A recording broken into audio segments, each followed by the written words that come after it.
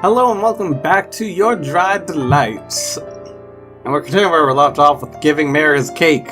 For whatever reason. You're gonna find out what information we're gonna get. So yeah, that's what we're doing now. Wonderful. I could smell... no, that was the voice. Wonderful. Whatever, I'll just roll with it. Wonderful. I could smell it already. Social to do is in Fremden Brett, my rabbi used to say. I fucked up that so hard. Pretty sure. But I could tell to pretend it doesn't apply to cakes. Whatever the fuck this is. German phrase that translates as, it is hard to eat a stranger's bread? Purportedly used by Jews in Saint Street Stats. I forget what that stands for. Saint Louis fuck, I can't speak. Missouri. Holy crap. As of the 1920. Okay. He gazes longingly at the bag for a moment, then sets it on one side. Smile finds its way onto my lips before I even realize it. The way he likes sweets so much really reminds me of Leslie and Franz. I'm just saying. Oh, before I forget, I have something for you, Jack. Meyer leans around the edge of the sofa, grunting softly before straining back, up with a bottle in hand. Oh, right, sweet. It's full of a golden liquid, but I don't recognize the label. You wanted something a little sweeter, right? You remembered? I have an excellent memory, especially when it comes to people who catch my interest. Okay, I was like, not expecting that. He takes a glass from the table beside him, starts to pour me a drink, humming softly. And looks like he's already got a half-empty cup of coffee for himself, black as the night. This is Sylviot, sweetened with honey. I have never sampled it myself, but one of my men swears by it. It's a plum brandy produced in Eastern Europe. It was distilled in large amounts by Jewish communities in Poland before World War II. While often very strong and bitter in its normal form, it sometimes combines with honey to make it sweeter, less pungent. I prefer to take my sweets in something a different fashion, though. Meyer hands me the glass, letting his fingers brush against mine for a moment, longer than necessary. Thanks. You're quite the host. You expected anything less? Turns a little bit on the sofa, propping one elbow against the back so he could gaze at me head on. Feeling slightly embarrassed under his stare, take a curious sip of the drink. Damn, it goes down so easy. Enough that I could see why you're not serving it out here. A man has to make a living. Fortunately, buying and transporting high-quality goods is expensive, not to mention risky. I'd much prefer to serve good liquor for the common swill, but it's not quite feasible yet. Pauses for a thoughtful moment. Those eyes flick back to meet my face soon after. Well, about that info I owe you, assuming you're still interested in work. What kind of work? As I nurse my drink, Meyer begins to describe the main mafia figures in the city, along with the various rackets they keep, in great detail. All this for cake is a great deal! Combined with everything else I've seen tonight, thinking for my suspicion. He's near the top of the underworld food chain in Cleveland. He's not even trying to hide it. In fact, think he's just playing a game with me, seeing how far we could take this before one of us has to state the obvious. Knowing that, you would think I'd be incredibly uncomfortable right now, but for whatever reason, being around Meyer puts me completely at ease. Maybe it's his disarming, casual mannerisms, with the soft and smooth way he speaks. There's nothing aggressive or thug-like about him. He's perfectly composed. Occasionally, he shifts on the sofa beside me, pressuring my legs with his own in a way that can't completely be accident. I can't tell what's going on behind his twinkling green eyes. There's something playful, devious about this glance that he keeps giving me. And I think that would make our trade just about even, no? Finishes thorough description with an impish wink, taking a sip of his coffee. You sure are familiar with all the gang activity here, aren't you? If I didn't know any better, I'd almost think you controlled some of it yourself. Me? Why, I'm not sure what would lead you to such an outrageous conclusion. Instead of looking offended, though, Meyer presses in a little closer, smirk suddenly growing mischievous. Try to make sure everything's wrong. A little bit wrong with last video, but anyways. After all, it's rather rash to assume things about people you don't know particularly well. Don't you agree, Richter? Oh, he's onto us. How'd you... He smilingly lifts the cake bag, wrestling it before my face. Name is on... God damn it! You moron, Richter! A mistake I wouldn't expect from you. If you'll pardon my rudeness, were you distracted at the time you purchased it? Oh. I'm not about to mention how I was staggering about him when I brought the cake. I think I'd rather just let my professional pride take the fall. Of course, I know you're a detective too, and I could guess why you're here. But please don't take it as a blow to your acting skills. I'm just well acquainted with a number of professional lives, you see.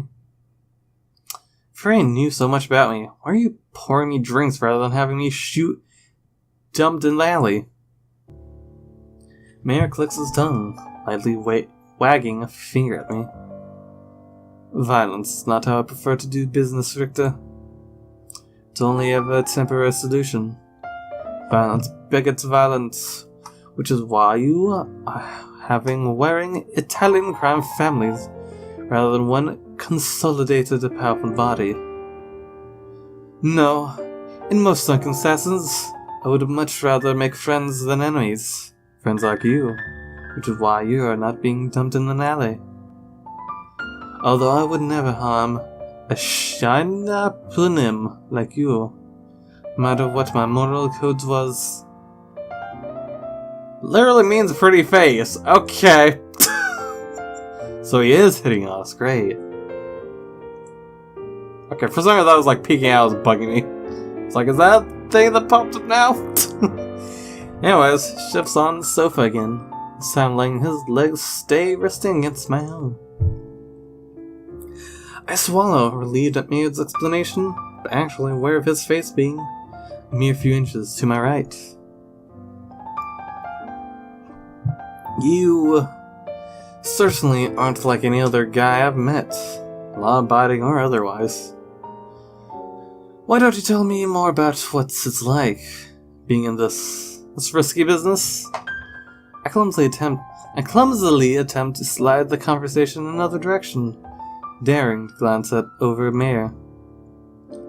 No, please. I know a one-sided agreement when I see one. With the gloating air of someone who's just caught their opponent cheating, Meyer shakes his head. I'll answer a few questions of yours, but only on the condition I could ask questions of my own. I swear on my honor to answer with the truth, and you'll do the same, but we can avoid We could each avoid one question in exchange for a favor. Does that strike you as fair? Stone casually rises up at the end, not so subtly daring me to accept. I think I'd be an idiot to expect a businessman like yourself to play fair.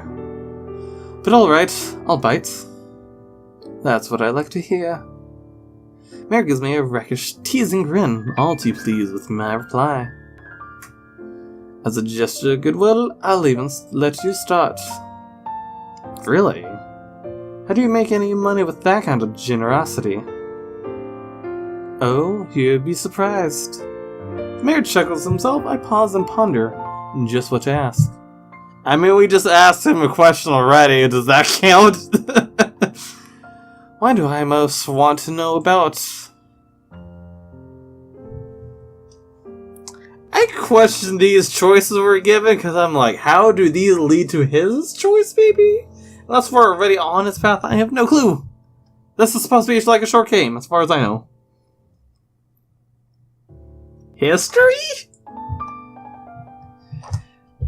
Tell me about your background, your history. What was it like for you growing up? My question seems to catch Meyer off guard.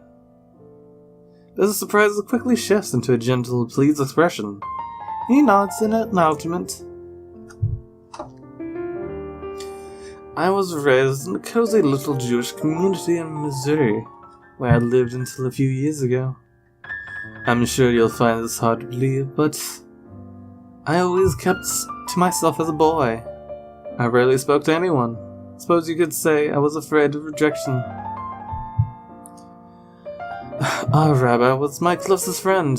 We ate corned beef, sandwiches, and talked about baseball on the weekends. Looking back now, I think he was just as lonely as I. Chuckled softly, gazing, flicking down to the coffee table and lingering on his cup. I can't imagine Meyer ever being withdrawn, because he didn't develop his charisma until later. Several days after my bar mitzvah, a few boys that I'd never seen before approached me on the street. Have you ever heard this? Literally son of the fuck! Words! Son of the commandant in Aramaic? In Aramaic? Okay. It's a Jewish ceremony often held for boys. They've reached 13 years of age, young serving as a coming-of-age ritual. It also marks the time a Jewish boy is obligated to uphold condiments.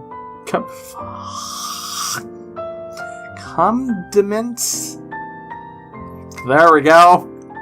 Think. Condiments. First bad mitzvah equivalent ceremony for girls was held on March 18th, 1922 for Judith Kaplan, daughter of the founder the Reconstructionists Judaism. Okay. The mitzvah.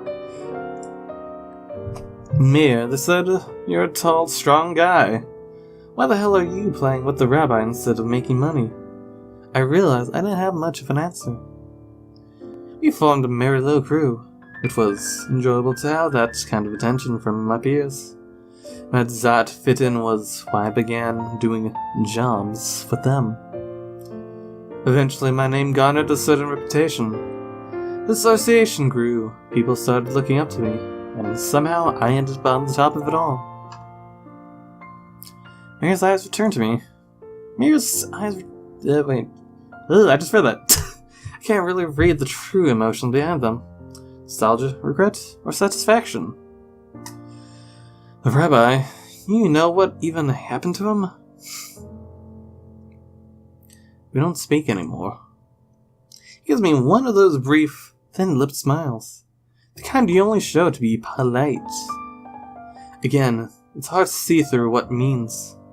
I could detect a little longing in his voice. You know, I'd always separated mobsters from real people in my head. Like you were all just monsters who'd lost your humanity.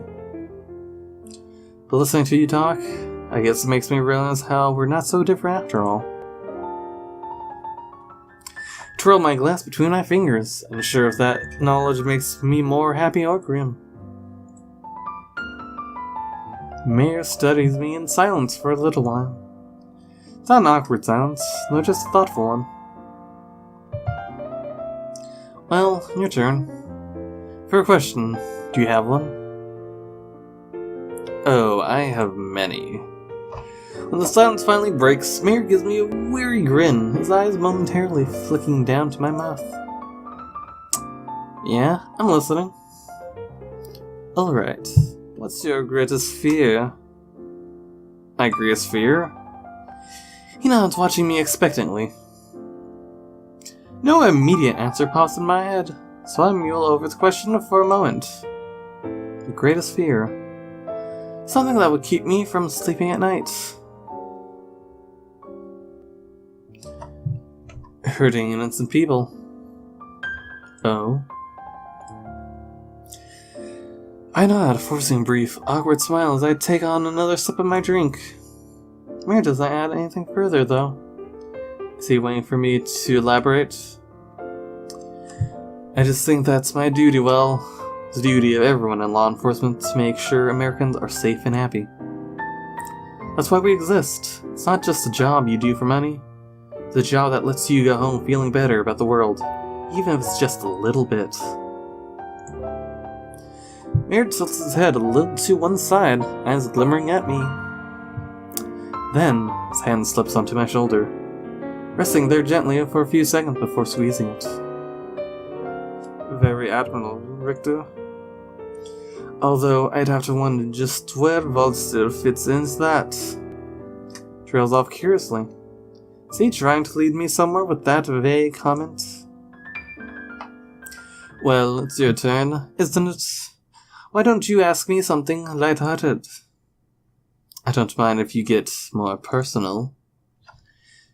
He leans in a little more, hands still lingering on my shoulder. How far are we going with this? I can smell his light cologne and the subtle, earthy scent of coffee. I've been trying desperately to keep my nerves under control, but it's getting harder and harder the more Meyer teases into my personal space. I mean, at this point, I feel like we're just going with Meyer's. Screw it, why not? You have a lover?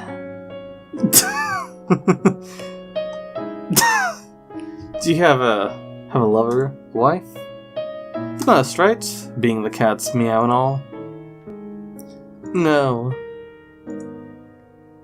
He responds casually, offering a little shrug when I shoot a glance over at him. Is it my imagination, or does he look incredibly smug right now? Why are you wearing that expression? Are you so very surprised? Or maybe you're relieved? No, just surprised is all. I really didn't think you'd still be a bachelor. Huh. And why is that? Because I'm the cat's meow? Can we just get on with the next question? Pausing, Meyer makes a show of tapping a finger against his bottom lip, turning his eyes towards the ceiling. It's such an obvious display that I know for a fact he's already got his question picked out. He's just toying with me. During my last attempt to act casual, turning my head away slightly.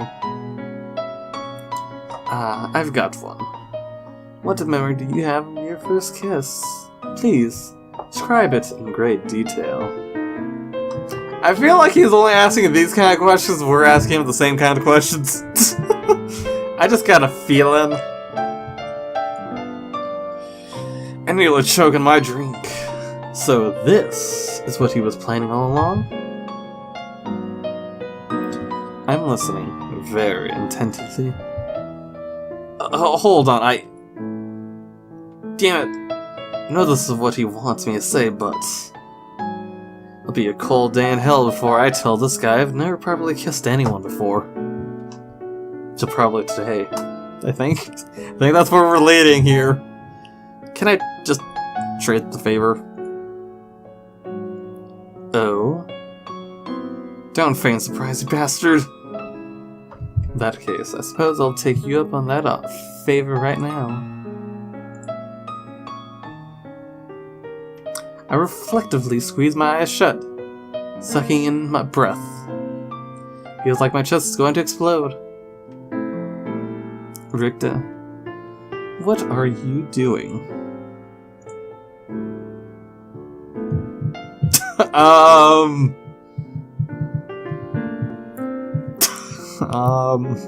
I reopened one of my eyes to see Meyer staring at me quizzically. I thought no, of course he wanted. So much of a gentleman. Wait, were we expecting a punch or a kiss? I don't know what was supposed to happen that he was thinking. Just, a little dizzy from the drink. So, what do you want from me for the favor? Well, you're probably thinking me a fool for saying this, but... Reaching for the bag at his right, Meyer lifts it up, says happily, slipping his hand inside to unwrap the cake. I swear, this guy is just more and more interesting. How is this guy a mobster? He asked me for a cake, and this favor he asked just to share it? How nice are you? I don't trust you. Till, of course, there's a kiss or something. Till either they kiss or they bang. One of the two! I'd like you to share it with me. Share? The cake? Gosh, if we report this to Leslie, this is gonna be awkward. I don't think he's gonna believe us. He nods, pulling back the paper wrap to reveal the delicious-looking, spongy white dessert. I'd feel guilty enjoying it by myself, especially considering you brought it for me. I mean, you asked for it, dude. You're the one who wanted this. So I would prefer we'd savor together. Does that sound agreeable? Huh. I've had a thing since lunch. So you're asking the right guy. Should we just cut it in half, or what? No. You're gonna feed it to me. Oh, okay. I blink at Meyer, unsure if I heard him correctly. Gazes back at me calmly. Definitely didn't mishear that, did I? If you want, then should I get a fork, or...? Are we gonna give it with our hand? That won't be necessary. Come, take a bite. Meyer offers the cake to me, along with the daring raise of his brow. I feel like I just walked right into a trap. But I knew that from the beginning, didn't I? And I came here all the same because I wanted it to happen. Take a small bite of the cake, letting the fluffy sweetness rest on my tongue. Then, Meyer gently curls a finger under my chin, gradually closing the distance between us. Okay, I think I'm gonna trust him. I think I know where this is going. His chest presses against mine, pinning me to the back of the sofa. There's no need to be embarrassed, Richter. He breathes those words against my cheek, pulling my jaw down ever so slightly to part my lips. Yes! Slowly, delicately, he covers my mouth with his own. Sweet flavor mingles between our tongues. But my head feels so foggy that I can barely think about how it tastes. Meyer teases me with manly light, soft kisses, pulling back a little bit each time I start to press forward. He's really trying to provoke me, isn't he? Well, it's working.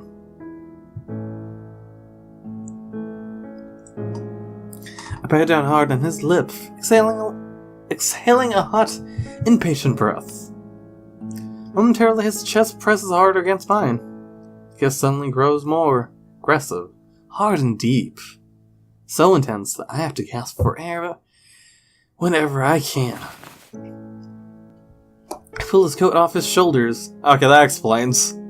Because he doesn't have that get up. Pulled his coat off his shoulders, grasping needlessly at his shirt, letting my hands wander all over his powerful body. Just as his tongue starts to slip into my mouth. He pulls back again, this time breaking into a devilish grin. If I'd known that you would be so eager, I would have done this a lot sooner. We're gonna spend the whole night talking? Or share more of the cake? I can't disappoint my favorite detective now, can I? It would be horrible if you'd clapped me in shackles and brought me in for interrogation after all. You sound pretty excited about that idea, actually.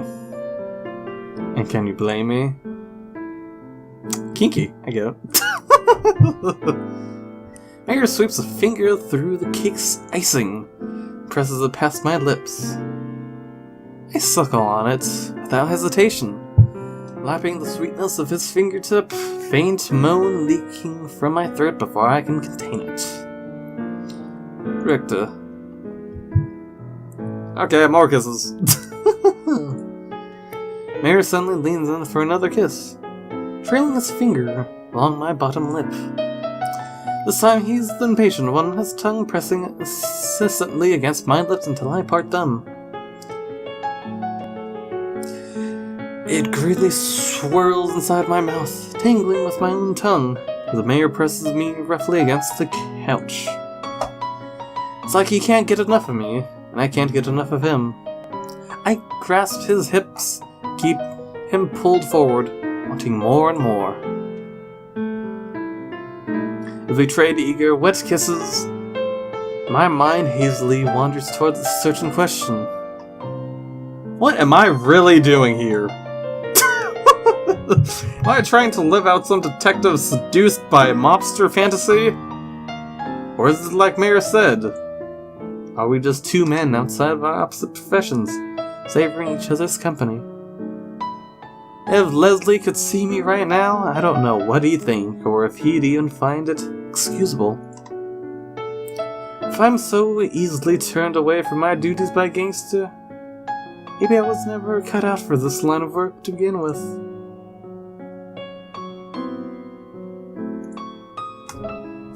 One of Mayer's hands drift down to my chest, slipping around my waist to squeeze my hip. I normally wouldn't do this on a first date, especially since I'd like to give you a reason to come back. He heatedly murmurs a string of words in between breathless kisses, not giving me a moment to reply. But it doesn't feel like you'll need too much convincing. His fingertips tease along in my inner thigh, sending shivers through me from head to toe. Just a little bit higher. Little higher. Fuck. We're interrupted. Not now! Dang it! Frantic knock at the door makes both of us jerk apart. Someone had to ruin the moment. Meyer smooths back his hair and clothes, sitting back and clearing his throat. Come in. Door instantly flies open and one of Mayer's men bolts inside. Mr. Eastman. Mr. Eastman, there's a bunch of cops sniffing around right outside the joint. I think something's about to go down if we don't stop him there. Wait. Those are my guys. Safety precaution. Jumping from the sofa, inwardly kicking myself. Damn it. Should have told them to go home earlier. Track of time? Shit. There's no excuse. It's alright, Richter. Mayer's gentle voice calls to me reassuringly. Go put your men at ease. Maybe, with some grand stroke of fate, we'll end up here again tomorrow. We could resume our talk.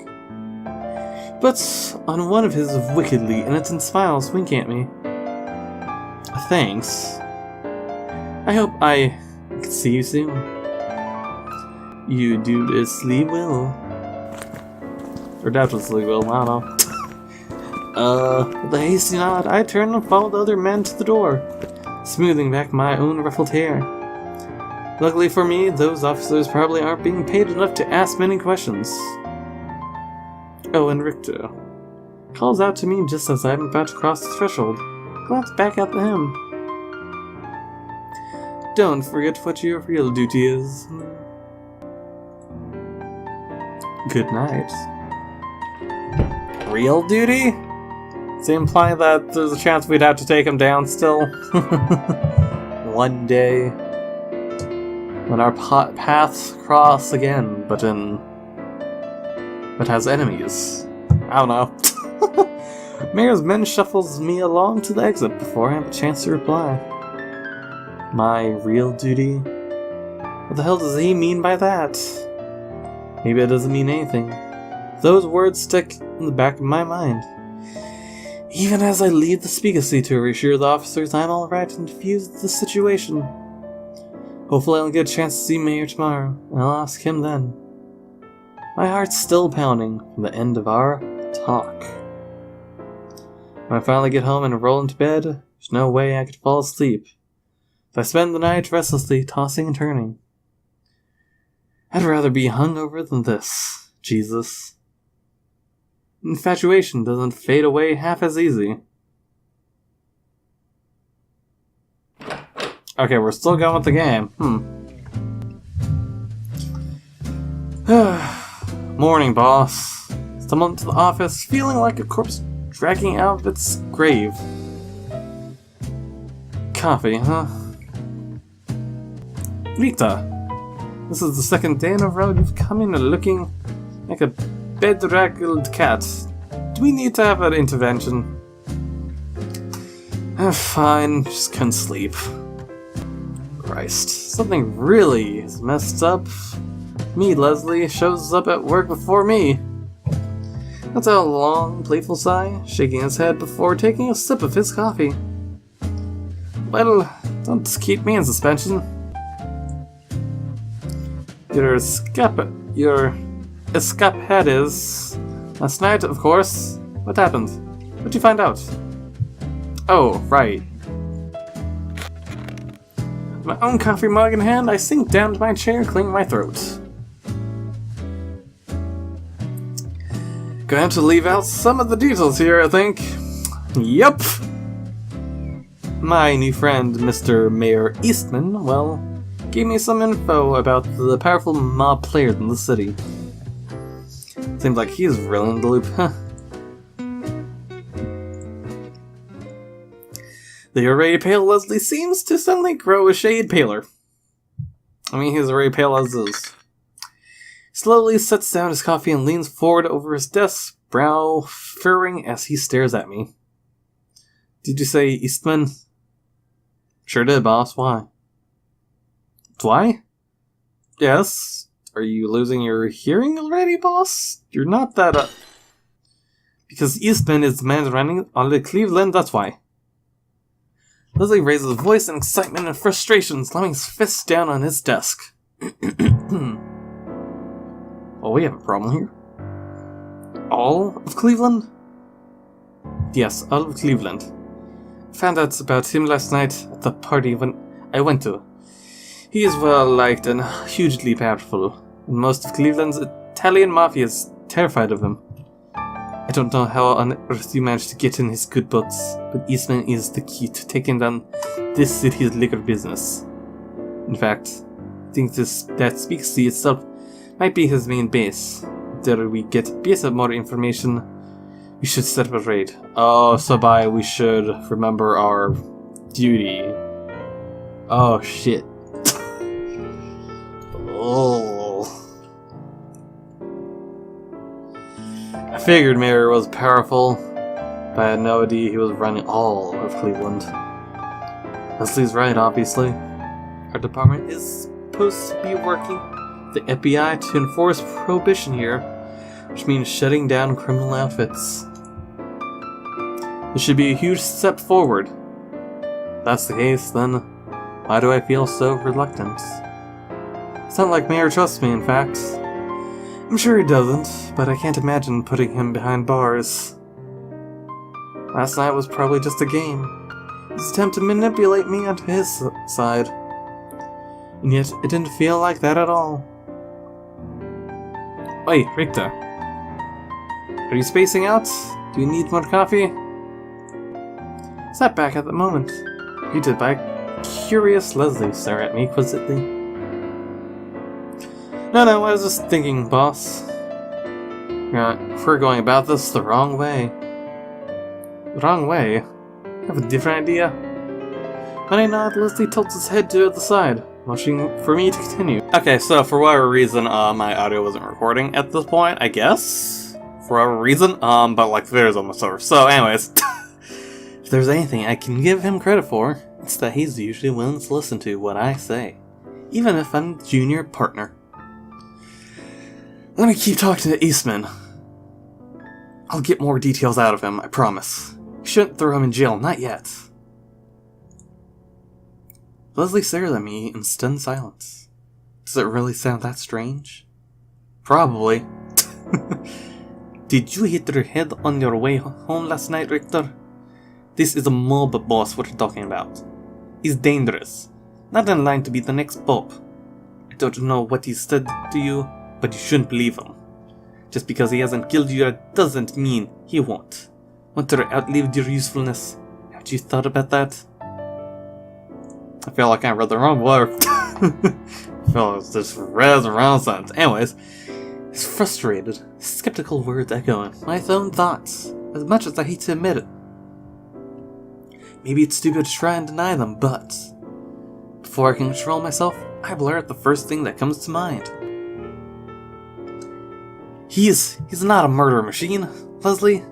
He's not a one-sided villain who was born bad. Clearly, we know because we've asked him. Sure, most mobsters out there are ruthless bastards, but so are a lot of normal people. Mafia guys aren't some special breed of evil to their rotten cores. Meyer, he's a businessman that sells liquor that I guess is illegal. He's using the law for profit. I know that, and I'm not saying that it's right, which I guess it really isn't. But I mean, whatevs.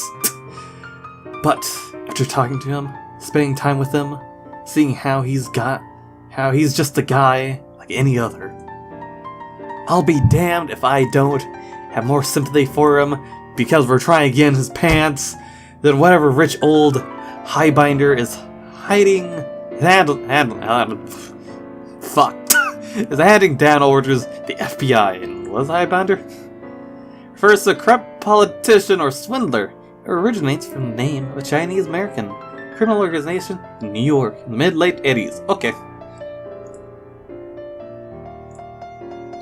Leslie stays quiet, biting his bomb lips, a nervous habit of his, and avoiding my gaze for a little time.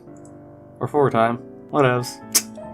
I never raised my voice at him, nor anyone else for that matter.